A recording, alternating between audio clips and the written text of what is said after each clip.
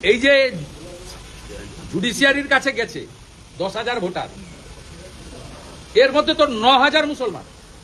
BLO বিভিন্ন এ বাঁচাবে এদের। শুভেন্দু অধিকারীকে কে বাঁচায় সেইটা শুভেন্দু অধিকারী।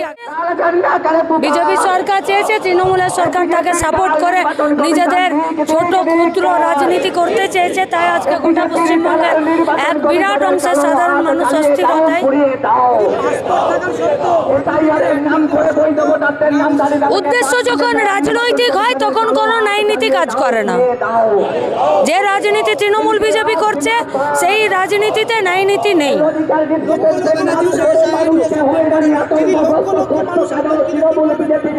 আতঙ্কে থাকবেন না, সিপিআইএম সাথে আছে, যারা বৈধ ভোটার তারা থাকবে। শুভেন্দু অধিকারীকে কে বাঁচায় সেইটা শুভেন্দু অধিকারী আগে দেখুন।